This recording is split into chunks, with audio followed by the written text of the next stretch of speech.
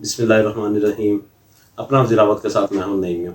ناظرین، ایک بار پھر سے ہم سپوت وزیر آباد ڈاکٹر نعمان رفیع راجپوت صاحب کے پاس آئے ہیں. آج صحت کے متعلق بھی ہوگی اور تعلیم کے متعلق بھی ہوگی اور معاشرے کے متعلق بھی ہوگی. تو آج ہم ان سے جو ڈیفرنٹ گفتگو کریں گے، امید ہے کہ آپ کو بہت پسند آئے گی. آئیے ڈاکٹر نعمان رفیع راجپوت صاحب سے ملتے ہیں. السلام علیکم سر. جی وعلیکم السلام. نہیں بھائی، بہت شکریہ آپ کے وقت دینے کا. سر جی، آپ ہمیں ہمیشہ سے ایک اچھے اپنے علم سے نوازتے ہیں. آج پھر ہمارے ناظرین کو اپنے علم سے نوازیں. سر ہمیں یہ بتائے کہ معاشرہ جو ہوتا ہے یہ کن عوامل سے مل کر بنتا ہے اور اس کا سدھار کیسے ممکن ہے؟ سر بہت شکریہ، آپ نے بہت اچھا آج ٹاپک لیا ہے. پہلی بات یہ ہے کہ ہمیں یہ پتہ ہونا چاہیے کہ معاشرہ کیا ہوتا ہے. معاشرہ یعنی ایک، جس کو ہم عمرانیات کے طور پہ دیکھیں یا سوشیولوجی کی بیک گراؤنڈ میں دیکھیں تو معاشرہ بیسیکلی ایک ایسی جگہ ہے جہاں پہ ہم سب لوگ مل کر رہتے ہیں اور ایک سوسائٹی بناتے ہیں. جب ہم مل کے رہتے ہیں تو اس کا مطلب ہے بہت ساری ایسی چیزیں ہمیں کرنی پڑتی ہیں جو دوسروں کی ہمیں پسند نہیں بھی آتی. ہمیں انہیں بھی برداشت کرنا ہے، ہمیں انہیں ٹالریٹ بھی کرنا ہے اور ان کو ساتھ لے کے چلنا ہے. تو معاشرے کا مطلب ہے ایک ایسی اکائی، ایک ایسی جگہ جہاں پہ ہم رہ تو رہے ہیں لیکن ہمارے ساتھ اور بھی بہت ساری چیزیں ہیں. جن لوگ ہیں، کچھ جیسے انوائرمنٹ ہے، جیسے ہمارے ارد گرد رہنے والا ایک ماحول ہے، کچھ لوگ ہیں، کچھ جانور ہیں. ہمیں ان تمام چیزوں کو ذہن میں رکھتے ہوئے زندگی گزارنے کا نام ایک اچھے معاشرتی شہری ہونے کا ثبوت ہے. یہ چیز ہے معاشرہ. یعنی خالی ہم جب یہ سوچیں کہ ہم اکیلے رہ رہے ہیں، ہم نے اپنے بارے میں سوچنا ہے، تو یہ بات غلط ہے. ہم نے ساتھ والے انسان کا بھی سوچنا ہے معاشرے میں، ہم نے ساتھ رہنے والے کسی پودے کا بھی سوچنا ہے، ہم نے انوائرمنٹ کا بھی سوچنا ہے. جیسے آپ نے دیکھا پچھلے دنوں بہت زیادہ سیلاب آیا، اس کی وجہ جو ہے وہ ماحولیاتی تبدیلیاں بتائی جا رہی ہیں. وہ ماحولیاتی تبدیلیاں بیسیکلی ہم انسانوں کی غلطیوں سے آئی ہیں. اور اگر ہم اچھے معاشرتی شہری ہونے کا حق ادا کرتے تو شاید آج یہ سب کچھ نہ ہوتا. آپ کا دوسرا سوال یہ تھا کہ معاشرے میں سدھار کیسے ممکن ہے. سب سے پہلے تو ہمیں اپنے معاشرتی ذمہ داریوں کا احساس ہونا چاہیے.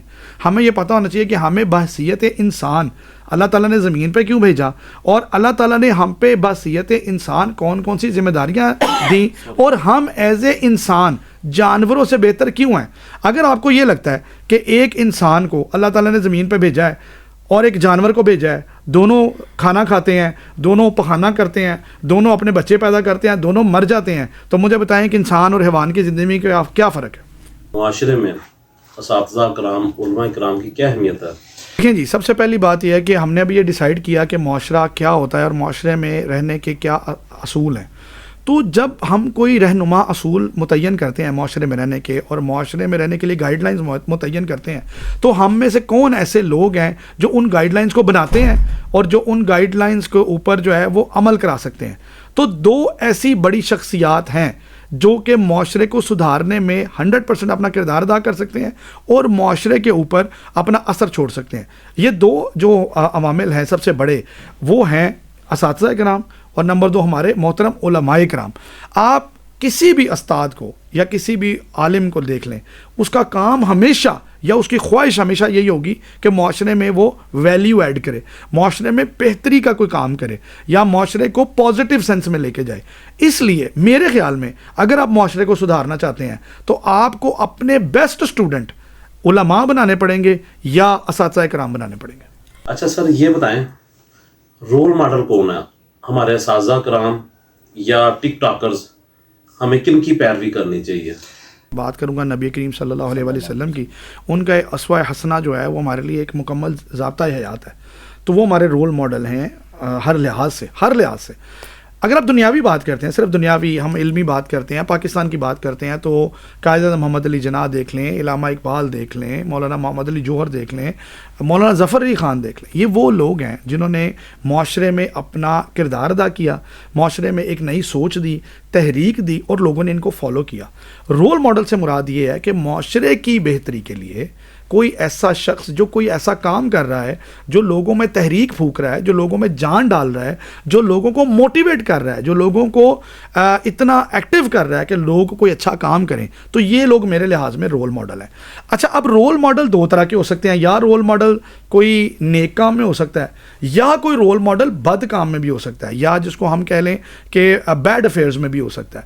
یعنی آپ کا کوئی پازیٹیو کنٹینٹ ہے، آپ اگر سوشل میڈیا پہ یا آپ جیسے آپ نے ٹک ٹاکرز کا نام لیا, آپ سوشل ایپس کی بات کر لیں, آپ یوٹیوب کی بات کر لیں, آپ فیس بک کی, آپ ایکس کی بات کر لیں, آپ اسنیپ چیٹ کی بات کر لیں, آپ کسی بھی میڈیم کی بات کر لیں, ٹک ٹاک کی, آپ اس میڈیم کو یوز کیسے کرتے ہیں؟ پازیٹیولی کرتے ہیں یا نیگیٹیولی کرتے ہیں؟ کیا آپ نے ٹک ٹاک کے اوپر قرآن کی کلاس پڑھائی ہے یا آپ نے ٹک ٹاک کے اوپر بے حیائی پھیلائی ہے؟ کیا آپ نے ٹک ٹاک کے اوپر کسی کو کوئی میڈیکل کا علم پڑھایا ہے, کسی کو بیماری کے بارے میں بتایا ہے, کسی کو آپ نے کوئی اچھا سالن بنانے کا طریقہ سکھایا ہے, کسی کو اچھی صفائی گھر کی کرنے کا طریقہ سکھایا ہے, یا آپ نے کوئی ولگیرٹی پھیلائی ہے؟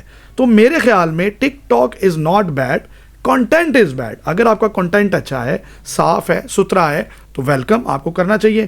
تو میرے رول ماڈل اور میرے بچوں کے رول ماڈل میں یہ چاہتا ہوں وہ لوگ ہوں جو معاشرے میں کوئی ویلیو ایڈ کر رہے ہیں, جو معاشرے میں کوئی نیکی کا کام ایڈ کر رہے ہیں, کوئی بھلا ایڈ کر رہے ہیں. تو میرے خیال میں رول ماڈل وہ لوگ ہیں جن کو ہمیں فالو کرنا چاہیے, اور وہ لوگ ہیں جو موٹیویٹ کرتے ہیں کوئی اچھا کام کرنے کے لیے.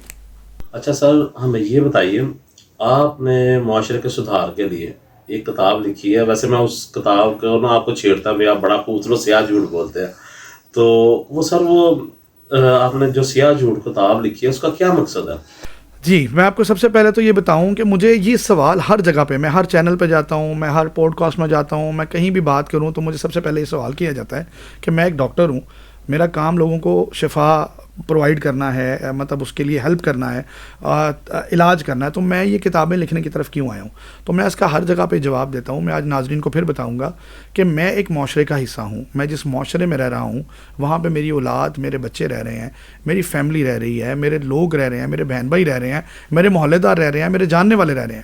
میں یہ چاہتا ہوں کہ جس معاشرے میں ہم رہ رہے ہیں وہ سیف ہو, وہ محفوظ ہو, وہ پازیٹیو ہو, وہ میرے بچوں کے لیے کسی جگہ پہ ڈرونا خواب نہ بنے, میرے ہمسائے کے بچے کے لیے کوئی تکلیف لے کے نہ آئے. کیونکہ میں اس معاشرے کا حصہ ہوں تو میرا فرض بنتا ہے کہ میں جو برائی دیکھوں یا جو چیز غلط دیکھوں میں اس پہ بات کروں. فیصلہ حتمی میرا نہیں ہے. کتاب لکھنے کا مقصد یہ نہیں ہے کہ اس میں جو لکھا ہے وہ ٹھیک لکھا ہے, آپ اس سے اختلاف کر سکتے ہیں. میرا کتاب لکھنے کا مقصد لوگوں کو سوچ دینا ہے. اگر میری دی ہوئی سوچ کے بعد لوگ سوچنا شروع کر دیں تو میں سمجھوں گا میرا مقصد پورا ہو گیا. نوجوان نسل سے پر امید ہیں یا مایوس ہیں؟ دیکھیں جی, پہلی سب سے بات تو یہ ہے کہ میں قائد اعظم محمد علی جناح کا ایک کو یہاں پہ بات کوٹ کرنا چاہوں گا. قائد اعظم محمد علی جناح کہتے ہیں کہ میں اس قوم کے نوجوانوں سے پر امید ہوں, اور انہوں نے نوجوانوں کو یہ بھی کہا کہ آپ پاکستان کا مستقبل ہیں. میں وہی بات دوبارہ کروں گا کہ میں بالکل پر امید ہوں, اور میں یہ بات اپنے نوجوانوں کو کہنا چاہتا ہوں, ریکویسٹ کرنا چاہتا ہوں کہ آپ ہی پاکستان کا مستقبل ہیں, آپ کے ہاتھ میں پاکستان کا مستقبل ہے, اور میں کسی صورت اپنے نوجوانوں سے مستقبل سے مایوس نہیں ہوں.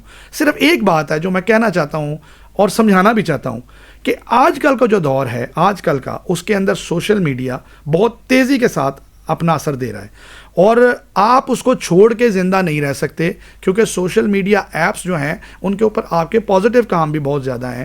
آپ نے اگر ٹکٹ بک کرانی ہے آپ کو سوشل میڈیا سے ملے گی, اگر آپ نے کوئی ٹرپ بک کرانا ہے آپ کو وہاں سے ملے گی, آپ کی کلاسز آن لائن ہو رہی ہیں, آپ کی بہت زیادہ اسٹڈیز آن لائن ہو رہی ہیں, ریسرچ آن لائن ہو رہی ہے, تو آپ اس کے بغیر, ٹیکنالوجی کے بغیر زندہ نہیں رہ سکتے.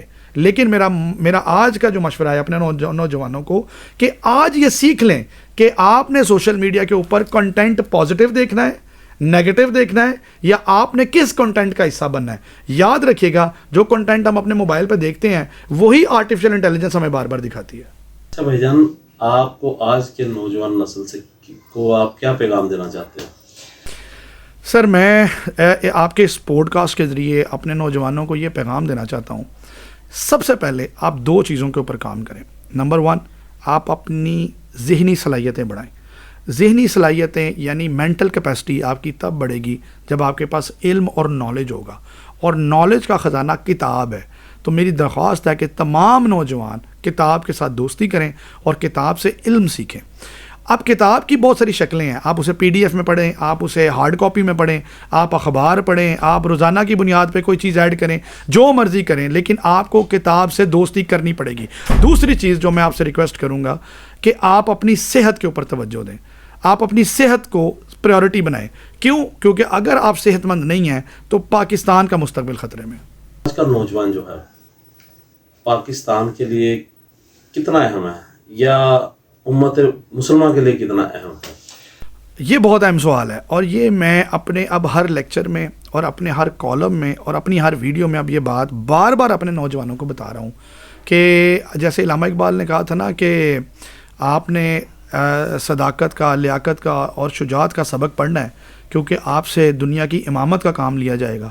تو مارکہ حق کے بعد آپ نے دیکھا ہوگا کہ 10 مئی اور 9 مئی کے واقعات کے بعد جس طرح سے انڈیا کو پاکستان نے دانت کھٹے کیے ہیں، اب امت مسلمہ کی جو ہمارے 50 سے زیادہ مسلمان ملک ہیں، اب ان کا تمام کی توجہ پاکستان کی طرف ہے۔ اور دوسری بات یہ ہے کہ جو ہمارے غیر مسلم ملک بھی ہیں، اب ان کو بھی پتہ ہے کہ مسلمانوں میں اسلام کا قلعہ صرف پاکستان بچا ہے۔ تو میں پاکستان کے نوجوانوں کو یہ بتانا چاہوں گا کہ اب آپ کا مستقبل جو ہے، یہ آپ صرف ہمارے ملک کا مستقبل نہیں ہے، اب آپ 54 سے زیادہ اسلامی ملکوں کا مستقبل ہیں، کیونکہ آپ ایک طاقتور ڈاکٹر، آپ ایک طاقتور انجینئر، آپ ایک طاقتور پولیٹیشین، آپ ایک طاقتور سوشل میڈیا انفلوئنسر، یا آپ ایک طاقتور سپورٹس مین ہیں، تو آپ صرف پاکستان کے لیے نہیں ہیں، آپ پوری امت کو ریپرزینٹ کر رہے ہیں، یہ بات یاد رکھیے گا۔ جی ناظرین، آپ نے سپوت وزیر آباد ڈاکٹر نعمان رفیع راجپوت کی خوبصورت اور جامعہ اور بہت ہی پیاری گفتگو سنی ہے۔ ناظرین، ان کی ہم جان بالکل نہیں چھوڑیں گے، آئندہ بھی انشاءاللہ پھر ان کے زحمت دیں گے اپنے پروگرام میں آنے کی۔